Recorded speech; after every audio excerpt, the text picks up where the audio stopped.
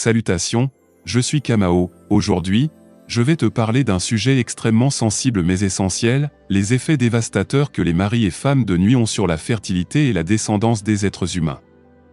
Beaucoup de couples cherchent à comprendre pourquoi ils n'arrivent pas à avoir d'enfants, pourquoi des grossesses se terminent en fausses couches répétées, pourquoi certains enfants naissent avec des maladies mystérieuses ou même pourquoi une lignée entière semble frappée d'une infertilité inexplicable.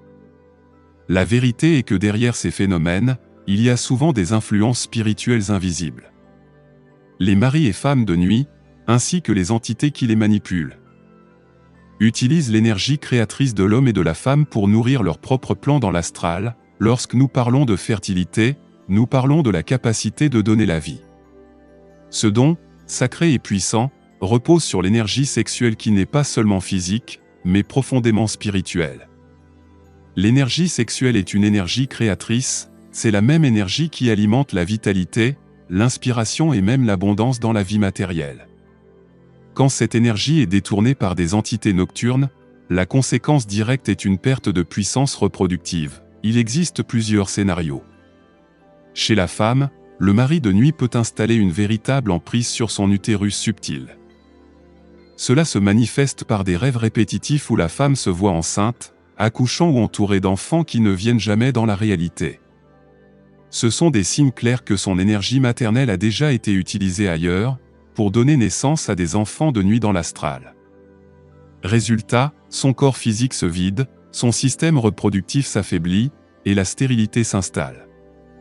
Même quand elle parvient à concevoir, ces enfants invisibles viennent parfois interférer, provoquant des fausses couches ou des mort-nés. Les médecins parlent alors de problèmes hormonaux ou d'anomalies génétiques, mais derrière ces explications se cache souvent une manipulation spirituelle. Chez l'homme, la femme de nuit agit de la même manière mais sur le plan énergétique masculin. Dans les rêves, l'homme se retrouve souvent dans des rapports sexuels intenses et répétés, au point de se réveiller épuisé. Ce qu'il ne sait pas, c'est que sa semence énergétique a été volée. Dans l'astral, ces semences sont utilisées pour concevoir des enfants invisibles. Conséquence, sa vigueur diminue, son sperme dans le monde physique perd sa puissance, et même lorsqu'il conçoit un enfant avec sa femme, celui-ci peut naître fragile, avec des handicaps ou tomber malade très tôt. Certains hommes voient leurs enfants souffrir sans raison médicale apparente, parce que la semence a déjà été polluée spirituellement. Un autre aspect inquiétant est la jalousie de ces entités. Le mari ou la femme de nuit se considère comme l'époux ou l'épouse véritable. Lorsqu'un couple physique essaie d'avoir des enfants, l'entité s'interpose. Elle détruit les embryons, elle bloque la fertilisation, elle provoque des conflits qui poussent le couple à se séparer avant même la conception.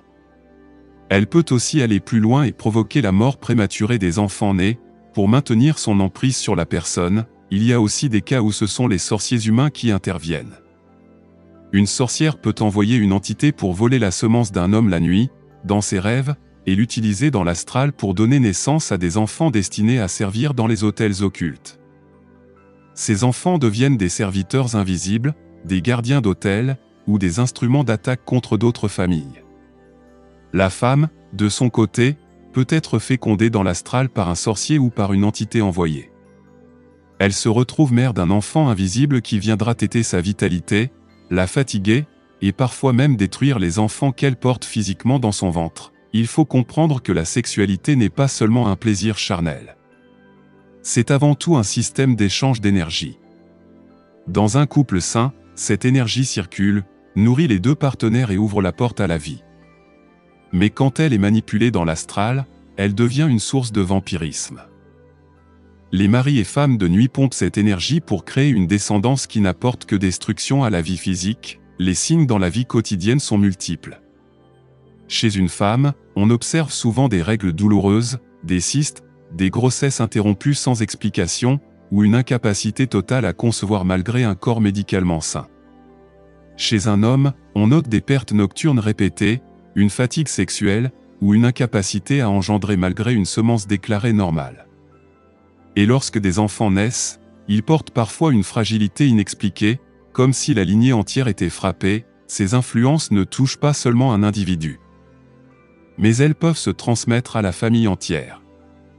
Quand une lignée est marquée par l'emprise des maris et femmes de nuit, les mêmes schémas se répètent: infertilité, décès prématuré, blocage générationnel.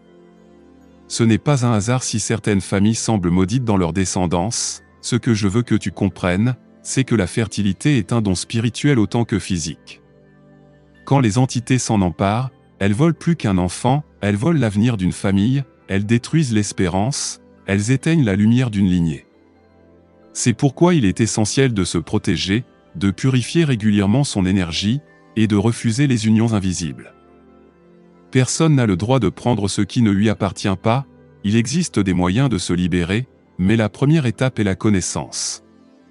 Ce que tu comprends, tu maîtrises. Et ce que tu maîtrises ne peut plus te dominer. Abonne-toi à cette page, car je vais encore révéler des vérités que beaucoup préfèrent taire.